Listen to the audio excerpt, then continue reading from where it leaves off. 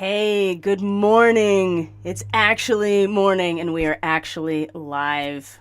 Welcome to Catalyst Energies. My name is Dee. Thank you for joining me. I'm so grateful that you're here. I am so grateful also to be back with the live transmissions for the Starseed ministry. It's been a number of weeks. In fact, I think it's been it might have been just about a month, maybe 3 weeks since the last live transmission. The renovations in my household have been finished, thankfully, and it just still blows me away. I don't want to ever find myself not being amazed and just blown away by the timing of everything. So I just love the idea here that the renovations of my bathroom, right, the space in which we cleanse and purify our vessel, is finished, and we're back live just on the heels of this total lunar eclipse. So we're about to exit out of this eclipse portal with this lunar eclipse and step into territory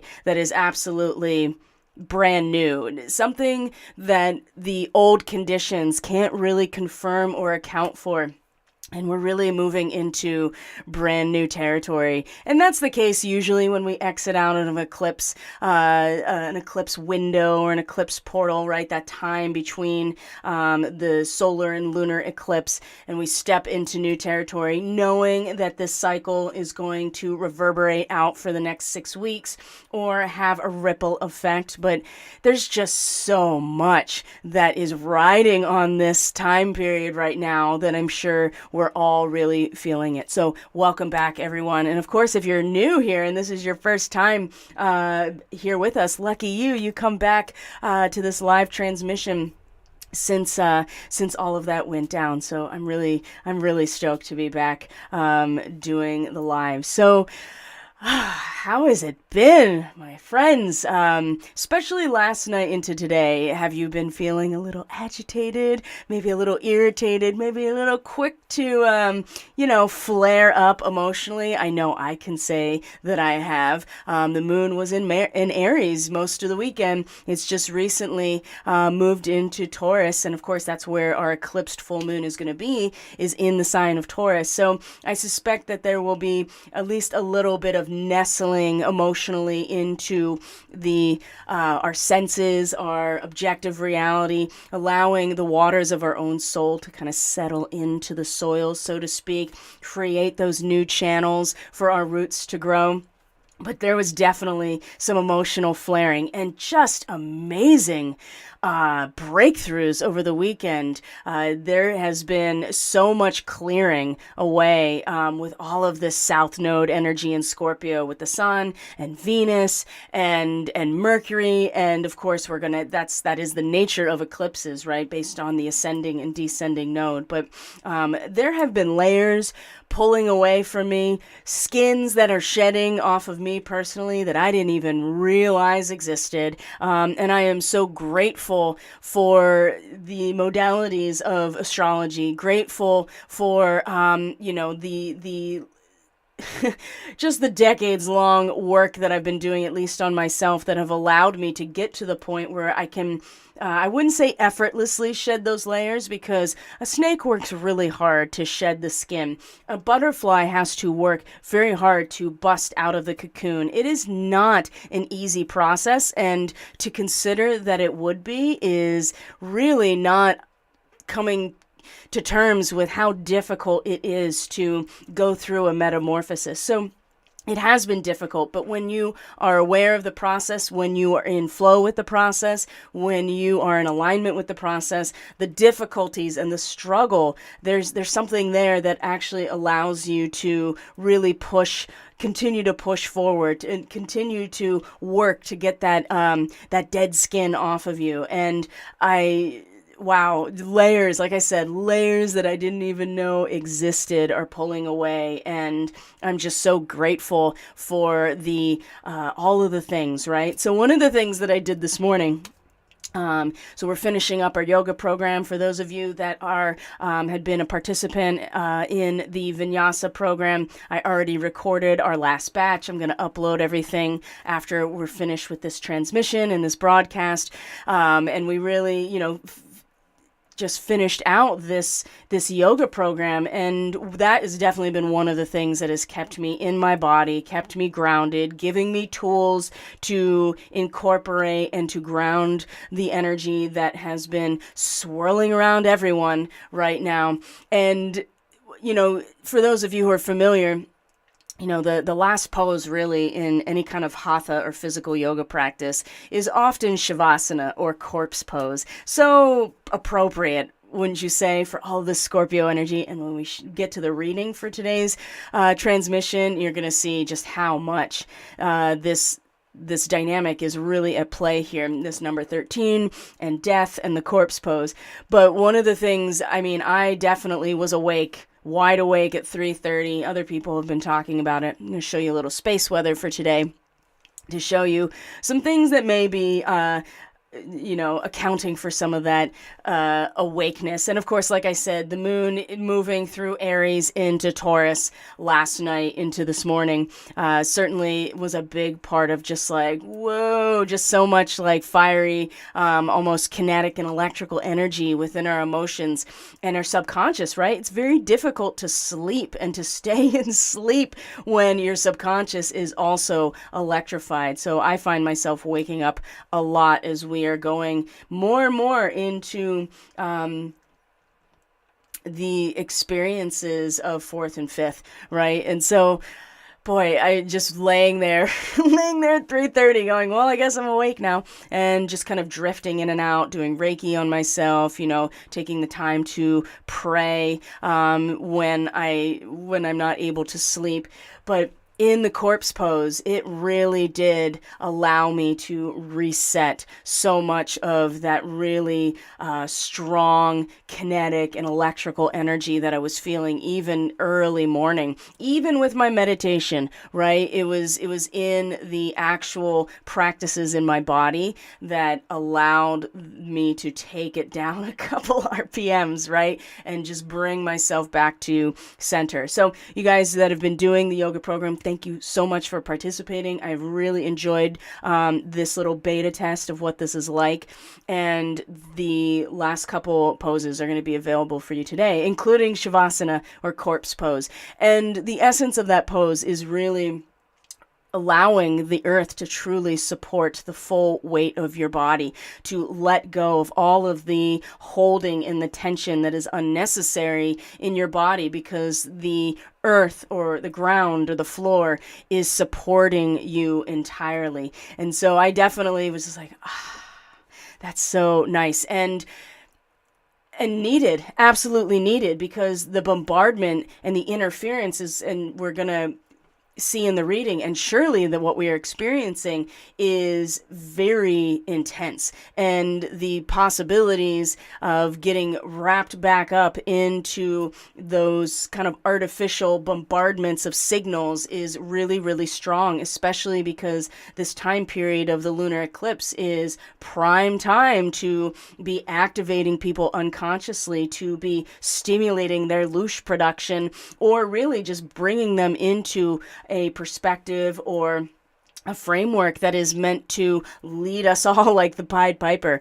And with Mars in its retrograde in Gemini, it has not been easy, that's for sure. There's been a lot of about face. There has been a lot of confusion and certainly discomfort in a lot of ways. I know I felt really uncomfortable as a true change of heart as a fifth house Gemini, right? With Mars stationing retrograde in my fifth house of the heart. It's been a very drastic change of heart in a lot of ways, and that's been very difficult for me personally to integrate. And it's hard to make decisions or to commit to something when you're kind of going backward or seeming to go backwards, right? These retrogrades are not, they are an illusion based on the relativity of our speed and our position in relation to these other planets. And so Mars moving in retrograde is not exactly happy, but there is something that we can really use that energy for, which is allowing ourselves to maybe unthread some things in order to get a better sense of what they really look like and how we can put them back together, which will be something that we can do once Mars stations retrograde direct, which by the way is going to be in conjunction with the fixed star Aldebaran and one of the royal fixed stars. And so that's going to be something that we want to not have interference from outside sources or the endless analyzing, right? We're going to want to be able to focus in on the center of that bullseye, which truly the star of Aldebaran is the left eye of the bull in the constellation of Taurus, right? And the idea of having that clear, singular sight on our target and what it means. And what we're going to really work with today in this transmission, especially with the reading, is a lot of where is that instinctual activation? Is it based on conditioning of previous experiences, right? The PTSD that many of us experience, and many of us have no idea that we're actually acting out of our preconditioned instincts rather than actually in full alignment with ourselves, right? And we have to be very mindful of that, because if we act out of instinct that's been conditioned by outside forces or by trauma, then we are going to build based off of that. And there's some great guidance in today's reading. So I'm going to check in with the chat here. And see what people are up to. Barbara says, I feel like we should be blowing out candles or something to celebrate your return. It's been a minute, a long minute. Welcome back. Yes, it has been far too long. I totally agree. And I'm so excited to be back. And I actually commented that it is my birthday month after all, as it is for Barbara being, us being Sun Sag people, kind of on the other, we're kind of like bookends on the Sag spectrum.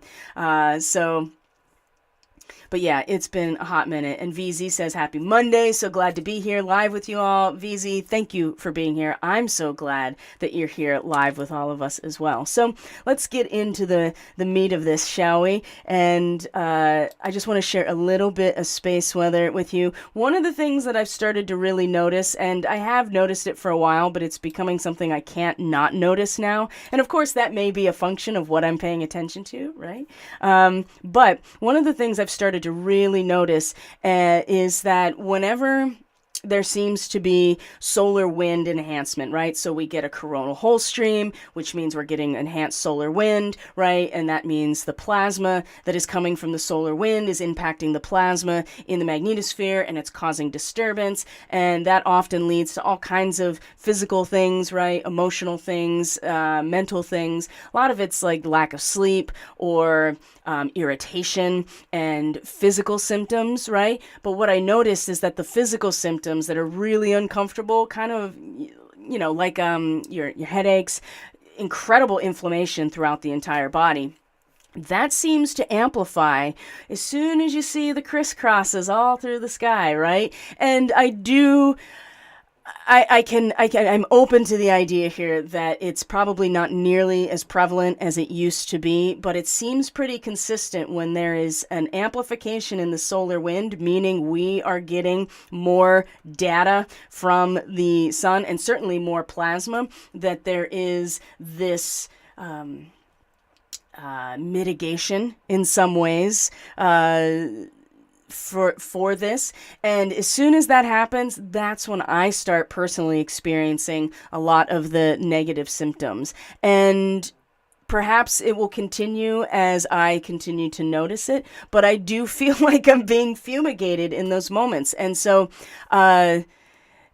it would be really interesting to be able to have a control group in this way, where it's like, I wonder what it's like to not have any of this blanket here when the solar winds are enhanced, or when we get higher energy solar activity, because it would be something that I would like to experience, right? And I have a feeling here that this has been going on for so long that it's very difficult to even know what it's been like. Anyway, that's just something that I have noticed. So it's been pretty quiet on the solar wind front for the most part, right? We did have a coronal hole stream, and we kind of got the brunt of it, like the 5th and the 4th, the 5th, and then into the 6th, and then it started to really taper off. There's no big coronal holes right now that we are looking at. So But what I want to show you is that there was a fairly sizable flare. It wasn't like a monster or anything, but an M5 is, bigger than it's been in a minute.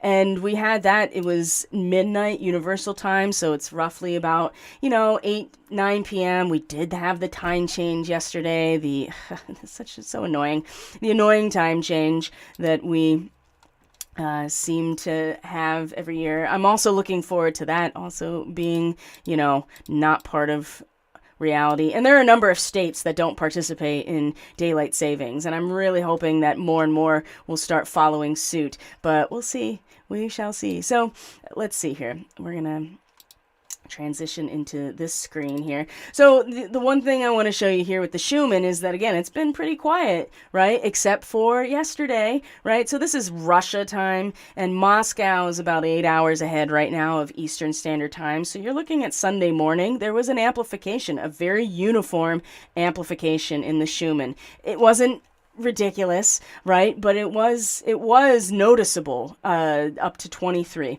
when it had been, as you can see, just kind of hovering here at this baseline for days and days and days. But it did amplify. And then what happened? By the end of yesterday, we got this I'll show you, this fairly large solar flare. So it came from this sunspot right here, 3141, as you can see, which is pretty, big and gnarly, kind of looks like a blackhead on your face, right? So you know that there's just a lot going on there. So it's still turning into view, but it already let off this flare that you can see here, which was very impulsive, and it didn't send out a CME, so there's no real worry about it sending any plasma our way through a CME. But there was a blackout, right? There was a radio frequency blackout. It ionized, or it caused ionization in the atmosphere, and so there was blackouts as a result of this. But it didn't send, it didn't project this coronal mass ejection. It wasn't coming at us, so there's no need to worry. But it was a fairly sizable in terms of what's been happening. It's not like scary. The grid's not going to go down, but it is a little bit bigger. So I thought that was interesting that the Schumann amplified just that little bit the day before, and then we get this solar flare that has been bigger than it's been in probably about a week, 10 days. I'd have to go back and look in particular. Also, that the KP index has been in the green for the last couple of days, and in fact, it really bottomed out pretty significantly between yesterday and today, and now it's starting to climb back again. So there's still disturbance when the atmosphere, the ionosphere, is impacted by these solar flares. So there is some measure of disturbance, but I already talked to people this morning. They were like, "Yeah, I've been awake since 3:30 or 2 a.m. or whatever," and I just feel like that may have something to do with it. Not in an uncomfortable way, just kind of like, bing, we're open. And of course, with the daylight savings nonsense, that also is going to factor into people waking up earlier than normally they would. So that's just a little bit of the space weather stuff. I want to show you the map real quick of our upcoming lunar eclipse. Gosh, it's interesting how it just seems to follow, this perfect bell curve right over Lemuria, right, and throughout the entire Pacific, which, by the way, is where the blackout happened for the radio frequency blackout happened with the solar flare that was last night.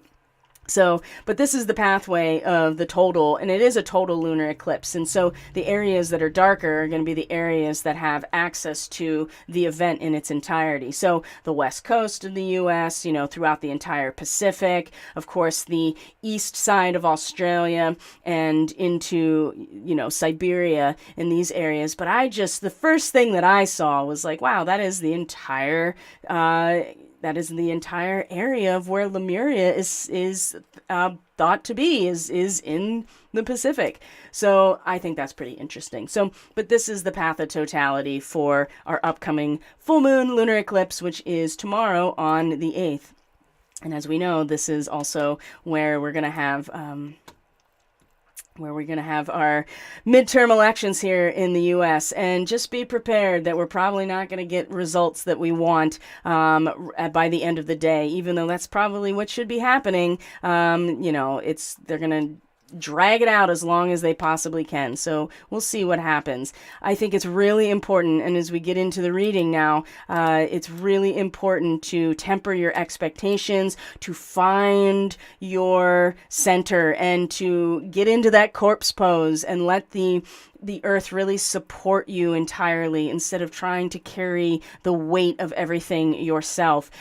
Because it's when we release ourselves to the natural law, to the natural process, to the divine template, that we actually find the pathway that we just will intuitively take. But if our instincts are conditioned, or they're preconditioned based on previous experiences that are traumatic, that are conditioned through all manner of mind control and programming, then we are going to make decisions, we're going to act, and it's going to be the foundation of what we are building and certainly what we are paying attention to. And that's something that I've been really working with personally for a while now, but especially over the last couple of days. Just disclosure for me here, full transparency, I'm going through my Uranus opposition. So what does that mean? It means that Uranus currently is opposite my natal Uranus. This is classic midlife crisis positioning. And it's also in a square to current Saturn. And so Saturn's in a T-square to not only this full moon lunar eclipse, but this full moon lunar eclipse is right on my Uranus opposition. So this is a point in the chart and in a person's life where they really have to resolve the emotional issues that are part of their own awakening to their spiritual nature.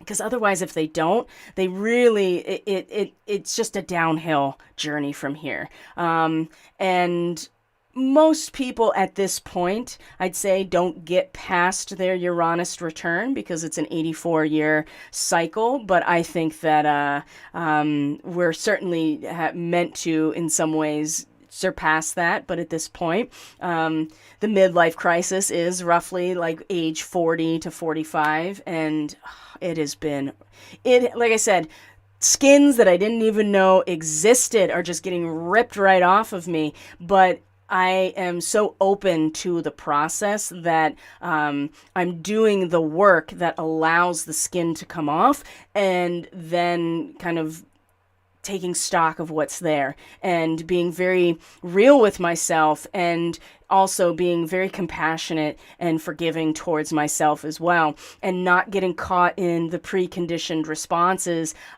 towards things that seem to be attacking me or seem to be threatening my safety, because it's not actually true, but that's what instinct is really meant to do. Now, Mars is the agent of our action out of instinct, and it's in retrograde in a sign that has to do with our own consciousness. So again, and with the moon in Aries, it was just a whole recipe of just acting out of, flaring emotionally in a way that we maybe thought that we were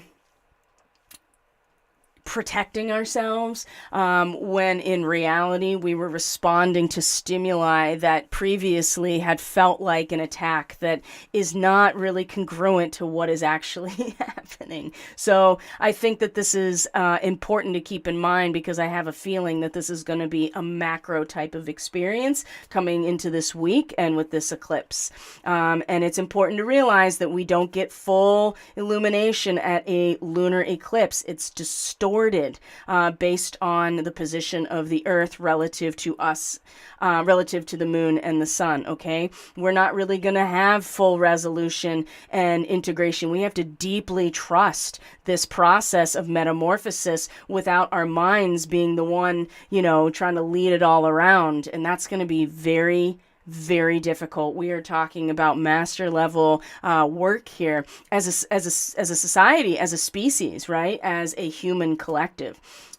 thankfully we have Mars in Aquarius, and well, at least if you are tapping into the highest resonance of the human collective and the spiritualized civilization and collective, then Saturn in this position is like, you know, a backbone. But if it is, you know, plugged into the Borg, essentially, then you just become an automaton, and you really can't get out of that either. And you're going to see that happen as well, because Saturn's in a T-square to this eclipse. Anyway, let's... there's going to be the astrology for the eclipse is going to be available tomorrow for the monthly membership for those who are subscribe through Subscribestar. We'll have that astrology report, the weekly astrology report, will be available tomorrow on Tuesday. So let's look at the reading for today. If I can find it. Where did it go? Okay, guys. So you can see right off the bat, we have the death card as our causal factor. So, I mean, this is not news to us, but this is very confirming that, in fact, this metamorphosis, this transformation, this busting out of the cocoon, the shedding of the skin, and the evolution that we really are being challenged to release ourselves into is what is really kicking off this week and this lunar eclipse energy, right, is the cutting away and the releasing ourselves to this process. We have the Lovers as the heart of the matter, right? That Gemini card, that contrasting energy brought together into some sort of commitment, but it's in this horizontal position. This is really something that stuck out to me, especially because our impact, our effect of this causal relationship is the Eight of Swords, which is interference, which is the interference of the endless analyzing. And with Mars in retrograde in Gemini, this can absolutely be the interference that we're acting on, right? Because we are continuing to use Some people are continuing to use only their mental faculties to make sense of what's happening rather than just releasing themselves into their own transformation. And the Lovers being in this horizontal position here at the heart of the matter says to me that we are really not quite ready to make a decision. We've certainly come out of the distortion, or that we have come out of the inversion of this, right? Where the whole splitting apart thing, right? The two timelines that split apart. I feel like that we're starting to realize now, at least subconsciously, that all of this has brought us here to a point of integration that has very much been written into the code. So, but we haven't quite made the commitment to this process. And at the heart of things, I think that's where the interference is going to make its way into our experience, okay? So let's go through this a piece at a time here. Let's see.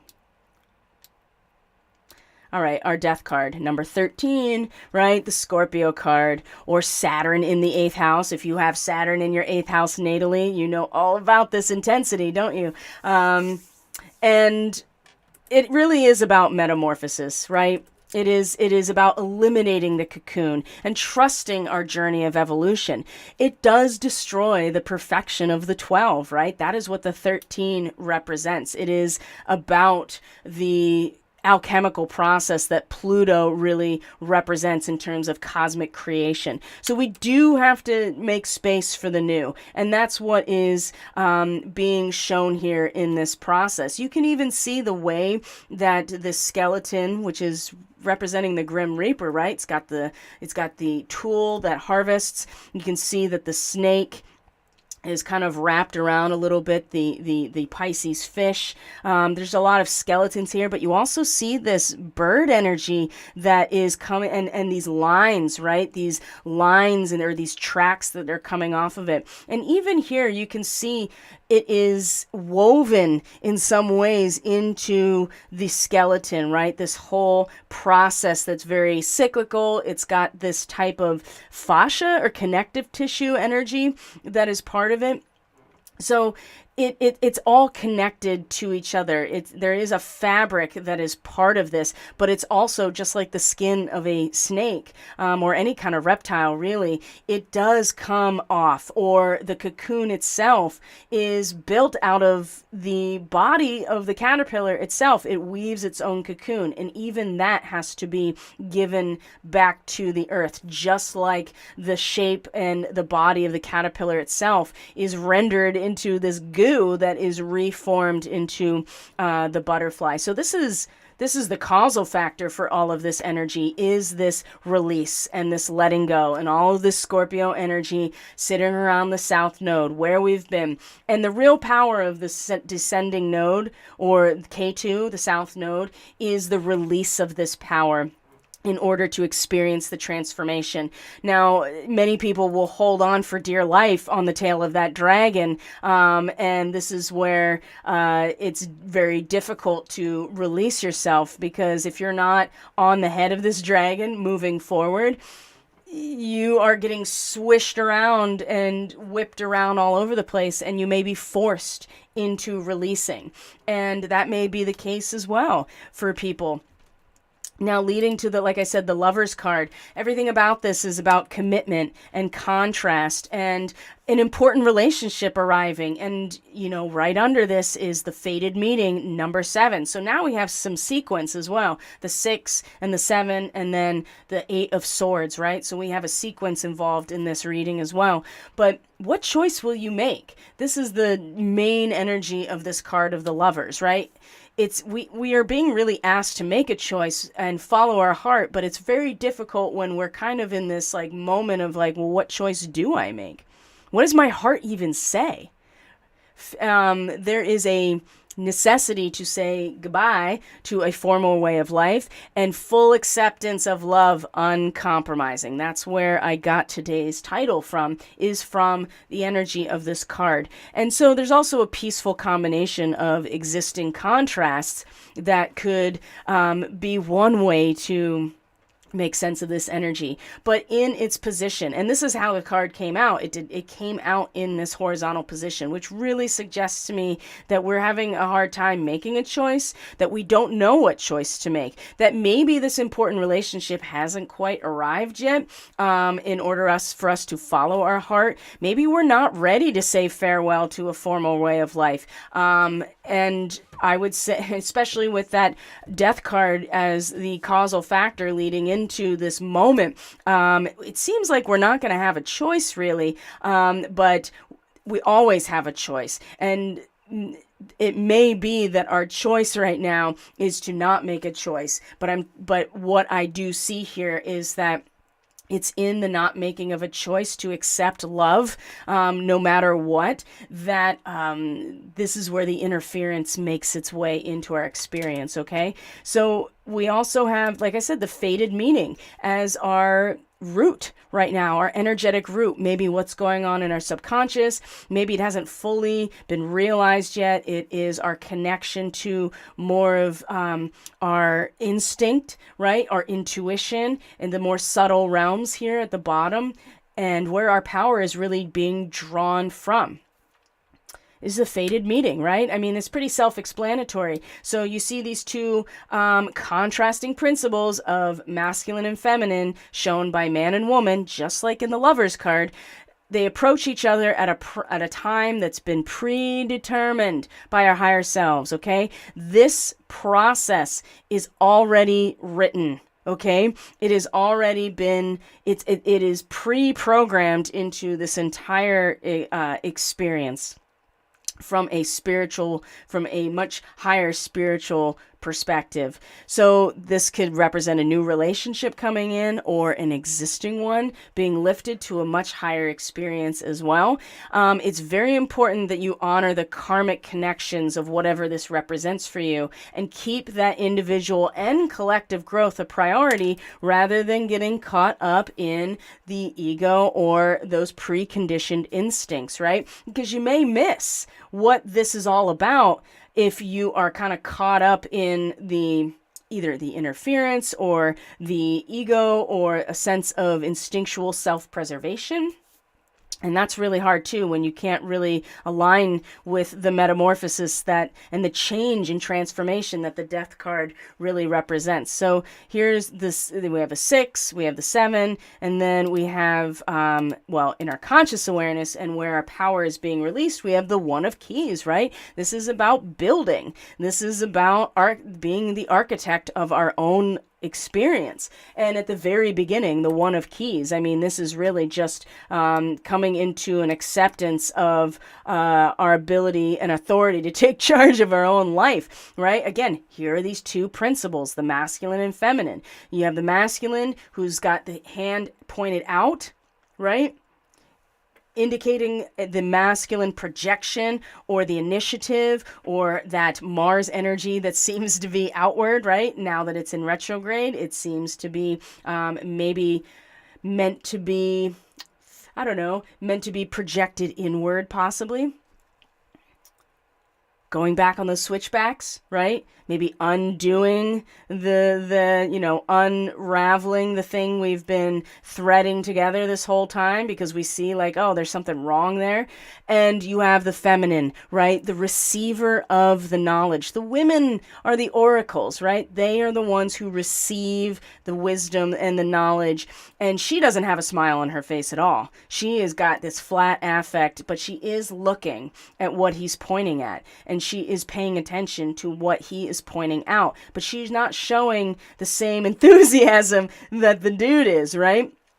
In terms of what they are building. And there is building happening, right? You can see that there's already things in motion. He's got all the plans out in front of him. Again, here is this polarity that really needs to be honored either within us, in our relationships, our relationship to society, to, our community, to whatever organizations, whatever social groups we find ourselves in. It's important to honor this contrast because we can't operate without both of them because otherwise we're missing some part of the story. And the fated meaning really suggests to me that that is in fact what's coming in is the bringing together of these oppositions or bringing together these contrasts. And again, in the heart though, we're really, I think, at this kind of stasis or, balancing ourselves because we haven't fully committed yet. I think we've fully committed to coming out of the separation type of energy, but there's still kind of like, well, what am I committing to? Like I said, where is my heart? How am I going to follow my heart if I don't actually, feel fully confident that I even know what it's saying or how I'm feeling? And so this is why the feminine is so important and so needed in this balancing position of what we are building, right? And this is where our energy is being released into our position as the architect, okay? Now, which is really important to consider when we get into the guidance around it, because the shark is always, for me, is always that indication that we have to be very discerning and use our instincts, but we also have to be very real with ourselves about what has conditioned those instincts already. And we live in a society, all of us, where all of our instincts have been conditioned from the moment we're born by all this outside influence that really is attempting to have us be the architect of someone else's reality that they want. And it's very important that we do not fall into this controlled opposition that this whole reading could very easily represent, okay? So the interference, the 8 of Swords, right? It's Jupiter in Gemini, right?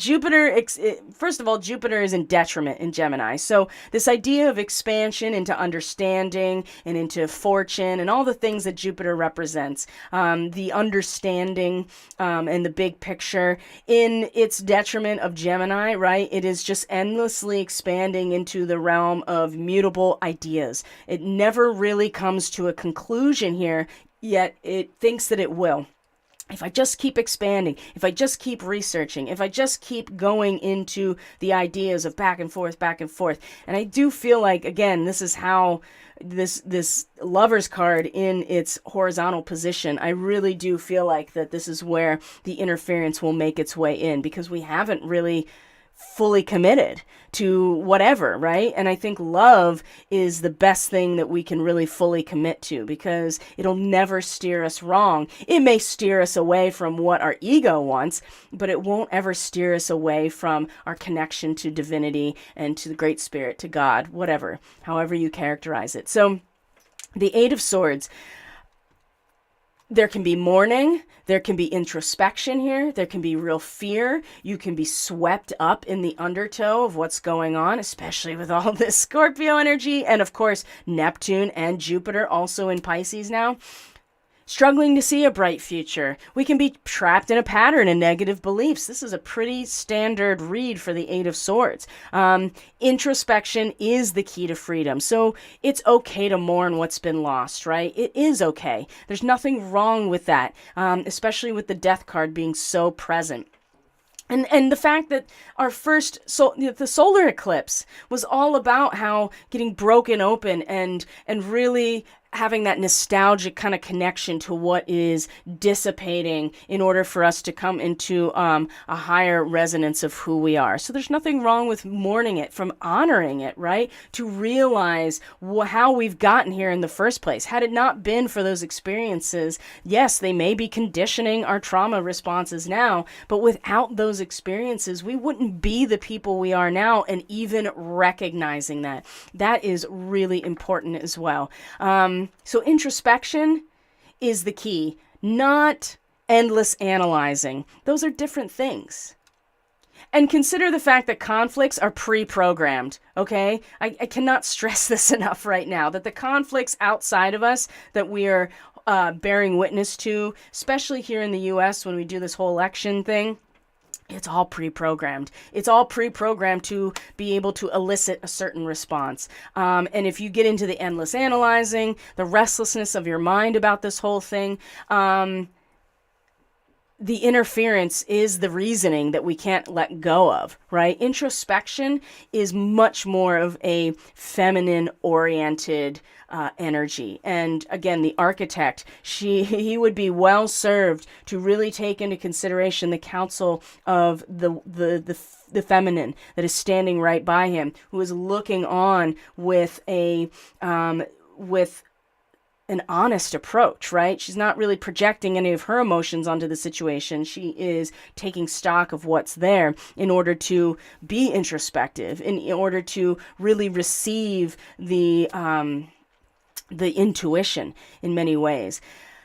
It's I think many of us can already anticipate this course of action, but to have the reading really put it into symbolic perspective and lay it out in this framework, I think is really quite amazing. So what is the guidance surrounding this? Well, here's our King of Roses, right? Our balanced masculine, right? The King of Roses has a white rose and a red rose, and that's what he's focused on, his balance of passion and purity, right? And you can see that there's kind of a stepping, right? I mean, he is in a moment of just standing and looking, but you can kind of see that he stepped off of his own throne. He came into the garden, and he's amongst the yellow roses as well.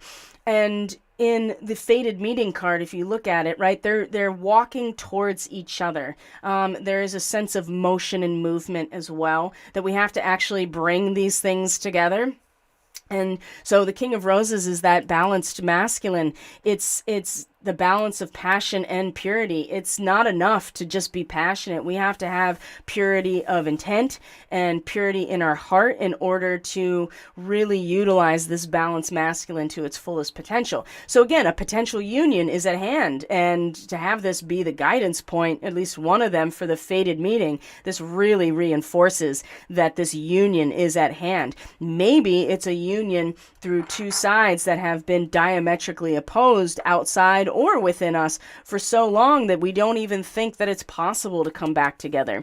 But it is. And this King of Roses either represents us or someone in our life, someone who we are noticing out in the public sphere that represents this balanced masculine. It also represents the readiness for us to stand up for ourselves and take really considered action on our own behalf. It's loving, but it's considered, right? It's masculine. The masculine acts, okay? You can't just... This is why the law of attraction doesn't actually work for people, and I think this is part of how they have. This is part of the way that it has been misused. It's not enough to be like, this is what I want, or even not enough to be. Often if you focus on what you want, you're really focusing on what you don't have, type of thing, and so you're reinforcing that consistent consciousness of not having, or poverty consciousness, however you look at it. But really, there's nothing wrong with identifying what it is you actually want.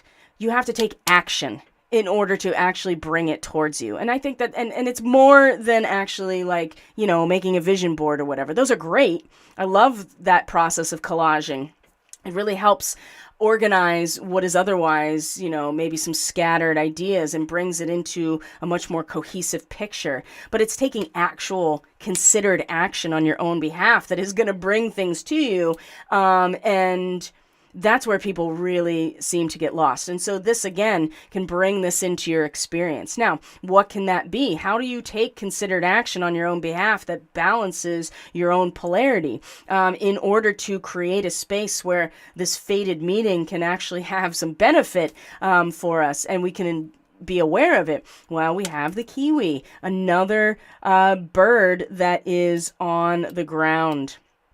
Right? This says do a walking meditation. And what are you doing when you're walking? You're balancing both sides of your brain, because you have to use both sides of your body in order to walk. And so when you do something like walk with intention, with a meditative focus, you are actually allowing this balancing of the hemispheres of your brain, balancing the sides of yourself, and one of the things that Steiner had talked about during this time frame is that when he talks about the war of all against all, one of the things he's said many times, I've heard in many different lectures, is that the right side will battle the left side of the body. It'll come down to even our own polarity in materiality. And so one way to counter this, or to work with this as opposed to being worked by it, is to do something like this, to find this walking meditation, this process of balancing the body. And so the yoga program was really instrumental in helping with this, because the hatha yoga and the vinyasa in particular is matching the breath with the counterbalancing of all of the poses through the sequencing. So walking, whatever it is, it's about balancing in your body the polarity in order to create the space to receive this fated meeting, right? This coming together of these two poles for a karmic purpose, okay?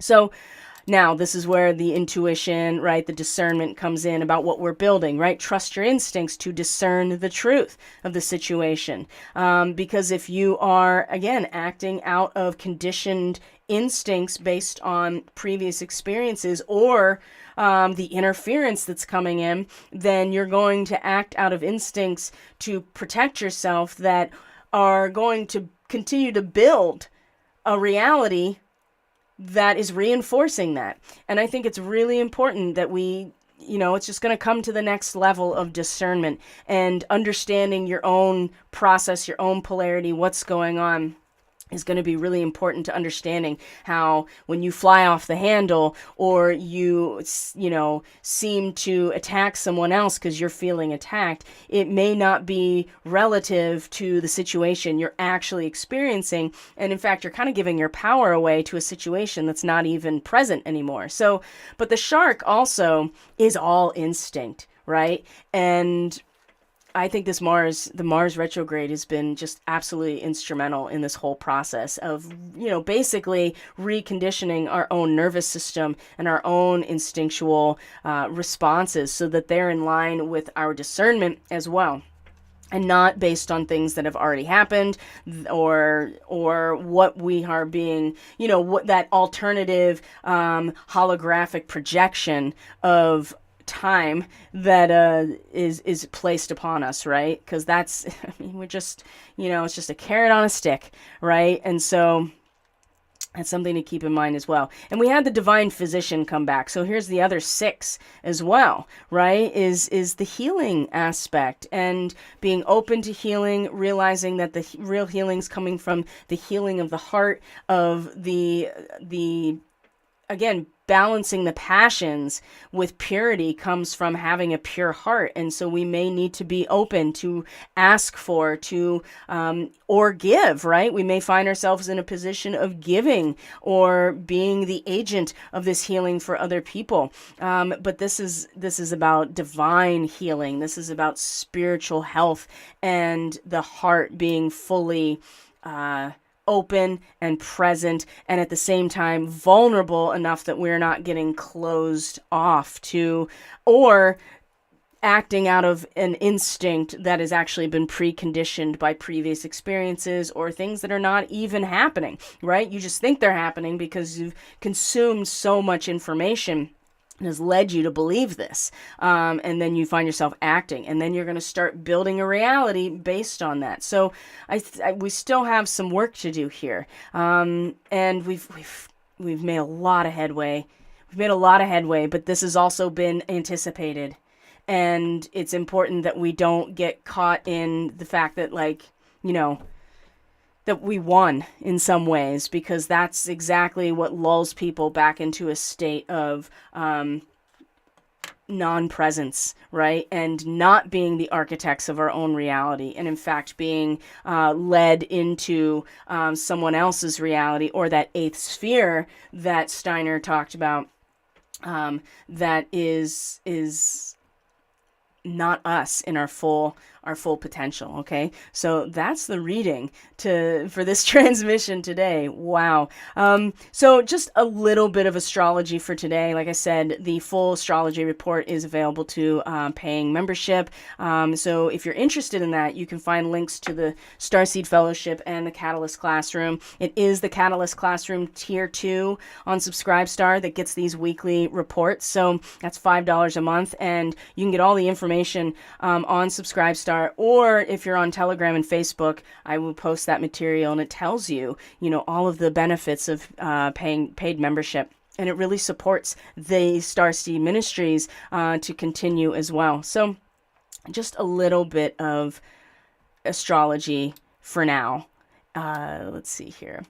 And then I'm going to check in with the stream and the chat and answer questions and check in with everybody, since we haven't been live together in so long. And of course, if you're catching this on the replay on any of the platforms that it's posted on, please feel free to comment. I am very responsive to comments at this point. So if you want to comment on the video, you have questions, something that is really striking you that you want to share, feel free to comment, because other people will chime in, of course, and I'm also responsive to comments on these videos. So there's our path of totality again, of course. Let me find our chart here. There we go. All right, friends, here's today's chart for the 7th.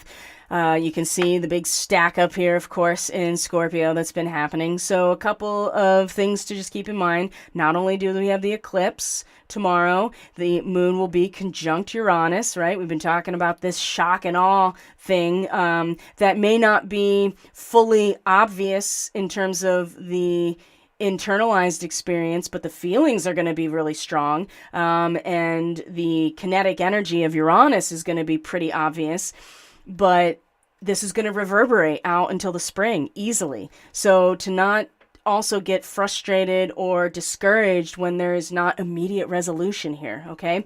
And that's the thing about Uranus, is it's shock and awe, and it's just a trigger point, right, to the awakening process, but it's not an end in and of itself. Venus last night into this morning, really this morning, depends on where you are, was in a square with Saturn. And this, number one, is starting to, it's starting to, well, it is not starting to, because Venus was already in an opposition to Uranus on the 5th of November.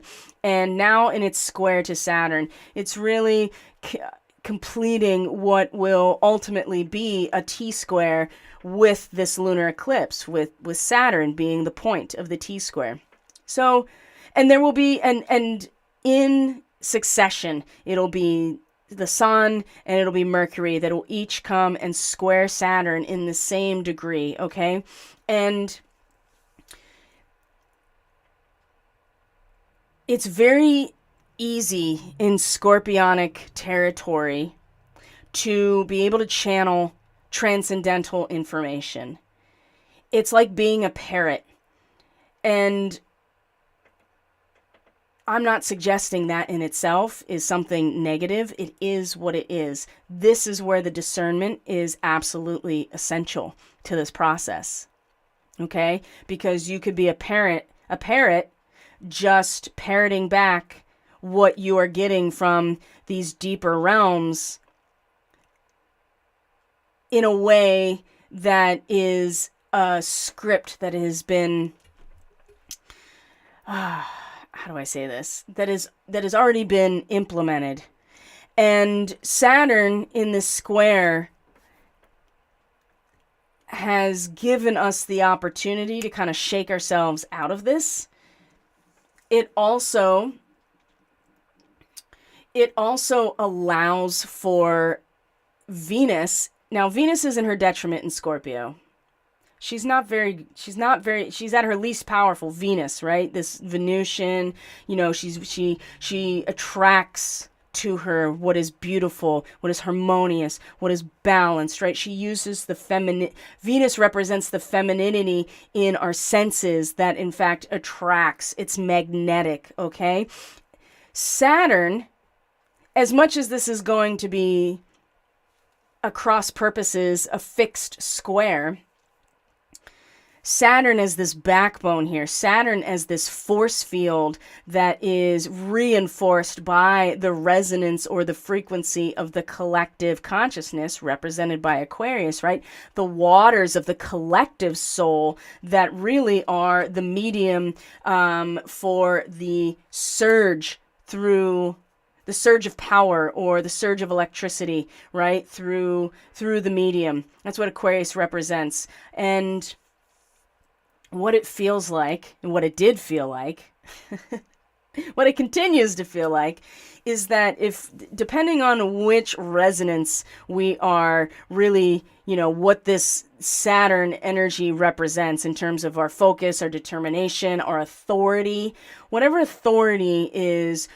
really holding strong for us that we are resonant with, is going to make a big difference on what Venus is really able to gather in our embodiment in the scorpionic areas. Are we transmitting truly some sort of truth and being able to parrot it back, be able to channel it, right? Or is this square going to challenge what we feel as if we've embodied here, but really what it is that we have kind of sunk into our own delusions and intoxications here, and the square is going to be the reality check to what Saturn represents in that idealized society that we are aligning our own authority with, right? So this is very interesting because Venus is so not powerful in Scorpio. It's very easy for our senses to be kind of dragged down into that intoxicating, delusional, just over so many options, right? Never choosing one thing, right? Because they're all presented to us, so I'm going to just take it all type of thing. And Venus being the ruler of Taurus, right? I mean, she really is about being satisfied. And what does it mean for us to be satisfied in a space that is our own abyss, right? I think that this is one of those wake-up calls that is very necessary before the fullness of this eclipse. And so lean into it. And I know everybody says that, but these squares are exactly what you're meant to do. Lean into it, not with force, but with that Shavasana type of energy where you're just allowing the, the floor or the earth to support you in your embodiment so that you can actually trust your own body. You can trust your instinctual reactions and not be overwhelmed necessarily by what you are discovering in these areas, because sometimes it is not pretty. And for the most part, it's not, right? Scorpio is getting into the truth of what is and what power has been generated based on our relationships within ourselves and outside of ourselves. So there's not much else going on in the astrology as of today. The moon's going to transit through early Taurus, but there's not a lot going on other than this square. And the other thing that I want to point out is over the weekend, Lilith was in a direct opposition with Pluto, right? That Procyon axis of Cancer and Capricorn really lit up again. Something that we talked about in July when we did the Black Moon Lilith Catalyst Classroom and talked about Procyon and Sirius, because she is continuing to oscillate back over these points over and over and bringing these stories back up. And so that also was part of the weekend with the moon in Aries. So again, especially when it crossed Tau Ceti, right? That 16, 17, 18 degrees of Aries. I mean, there was a real strong, just like, I am going to protect myself at any cost. And there was a lot of lashing out and and kind of a lot of like outward emotional like flaring in order to protect oneself from what felt like a crumbling of reality. Now Lilith is in Leo. And 0 degrees Leo, right? The blood rushing to the head. So also be aware that the passions are flaming inside that space, right? That space of Lilith where we, oh, Lilith, wow. It's the emptiness and the frustration and the feeling of being cut off and disempowered that really oftentimes leads Lilith to act out and act in ways that are actually contrary to what can embody the divine spark, because we're not patient, we feel cut off, we feel frustrated. And with 0 degrees Leo, like I said, this is the blood rushing to the head. The passions are going to be triggered, right? That Kundalini is going to start really releasing itself from our sacral area, and Lilith is the deep feminine, the dark feminine. So again, be aware that that is on the menu today as well, and to just kind of be present and again find that observer position. I can't tell you how many times I've put myself up in a tree in my own mind over the last couple of weeks, because otherwise if you stay boots on the ground exclusively, you're going to get pulled in so quickly. And the death card energy, the transformation, the metamorphosis is going to feel like, the ego death is not, can feel like we're losing everything, right? That dark night of the soul. And Lilith in Leo is incredibly, boy, the capacity here is something else. But if we are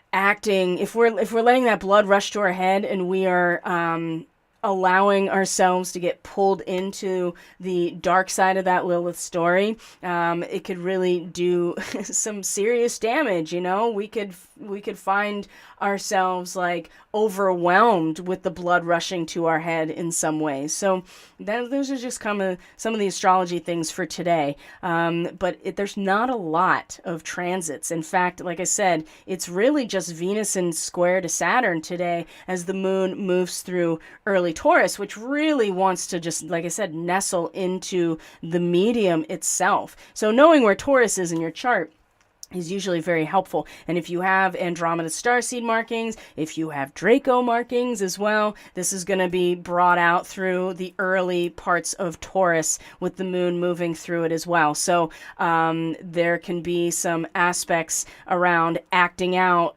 in a, feeling that you're disempowered And Chiron is not helping at all. In fact, Chiron at 12 to 13 degrees Aries is all about the adolescent frustration of trying to force the status quo to change in a heartbeat, when that's not how things go, right? And you could find people attempting to make change through violence. And we saw that already. I mean, the day that Chiron moved into this degree was the day of the assassination attempt on the Imran Khan, right, in Pakistan, the day that Chiron came back into this degree. So just know that this is also, there are other people and there are other interests that are also feeling all of this energy the same way that we are, and they are making their decisions as well. So we're all being impacted by the cosmic clock here. It really, again, has a lot to do with the decisions that we make in our own free will and where our hearts truly are. So if you're feeling like, I don't know where my heart is, or I'm having a hard time committing to love in an uncompromising way because of all of this shit that I experienced as a result of the last 2 years, or my whole life, or past lives, it's okay. But just know that that is opening a door for interference, as long as there's no true introspection. And that comes from the feminine, right? There's no way around that. You can't penetrate endlessly and expect to have intuitive insight. So Mars in its retrograde has been frustrating, but it's exactly what we need right now in order to be introspective in terms of what we know or what we think we know. And maybe we're unraveling some threads and we're going to weave them back into a different mosaic entirely once Mars stations direct. I keep saying retrograde. So anyway, that's what I have to offer for today's transmission, my friends. I'm going to check in with the stream here.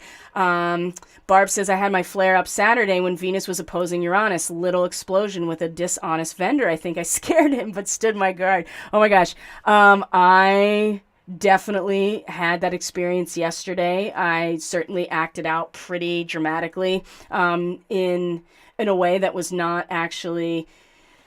It wasn't in correspondence to what was actually happening, but I was getting triggered. So, and yeah, Saturday when Venus was opposed Uranus, like I said, I'm having my own Uranus opposition. I had an incredible dream that was also part of this, but boy, the insight that came from that about my own process was remarkable. It's too bad I couldn't apply that to the way that I responded later to somebody. But it's what gave me the perspective. So Megan says, hello, hi, welcome back. Thank you, Megan. I'm so glad that you're here. Did you go on your trip? Let me know. I'm very curious.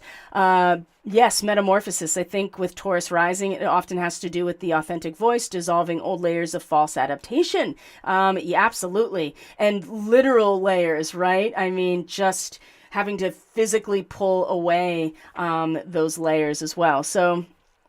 oh, that's interesting. YouTube says that we're buffering. That's interesting. Terrible sleep last night. Could not fall asleep. Feeling physical vibrations for sure. Yep. By the way, y'all feel that unexpected solar flare. Sleep has been dicey off and on the past week. So grateful whenever I get a full night's rest. I am 100% with you on that one. Definitely. I definitely have been feeling that as well. I can tell that things are buffering a little bit, guys. Sorry about that. We're almost over anyway, so the recording will have what you need. It has been dicey. The last couple nights I've had like actual sleep, but last night I definitely didn't. The death card strings look like they are twisting in a double helix like DNA. Yep, that's definitely what it looks like. And yeah, people have missed the live stream chats, and I've missed them as well. So I'm glad to be back. So guys, I'm going to leave it here because it looks like I got some buffering issues, of course. Thank you for being here, everyone. I truly appreciate each and every one of you so very much. If you are interested, if you are interested in getting an eclipse reading for yourself, you can do so by going to catalystenergies.net and clicking on the, there's a button on the homepage to bring this eclipse reading up. Here, I'll show it to you. It's $99. It's a full 90-minute reading with your natal chart and the whole eclipse cycle, which is from now up to April 20th when the next eclipse cycle starts. So that's something that you can invest in if you're interested, and you can get that recorded reading from me very soon. I'm going to keep this open at least till the end of the lunar cycle, I feel like.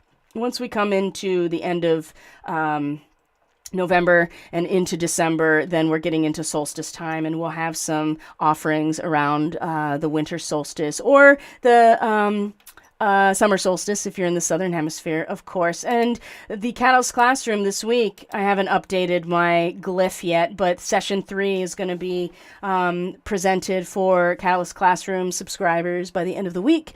And this is where we really get into some of the more woo-woo aspects about our sun, our star, and really the nature of our solar system in general. And we're getting into the black sun. We're going to get into the idea of a dual star system. I'm going to talk a little bit about Tycho Brahe and his contrasting model of the solar system. And when I say contrasting, I mean to Copernicus and Kepler, which is the standard model that the sun is in the middle of everything and everything else revolves around it. So we're going to get into that and really start to challenge ourselves based on what is accepted and what may be opening ourselves up to some alternatives, and also talking about the cross-cultural connections to the sun and how many cultures have the sun as a focus of their cosmology. So we'll get into that all in the Catalyst Classroom this week. So now, my friends, thank you so much for being here. I truly appreciate each and every one of you so very much. I will see you next week on the Starseed Ministry on what I believe will be the 14th of November. And for those of you who are Catalyst Classroom Tier 2 subscribers, you're going to get your weekly astrology report tomorrow. And yeah, I love you guys. Take care of yourselves, truly. And I'll see you on the next video. Bye.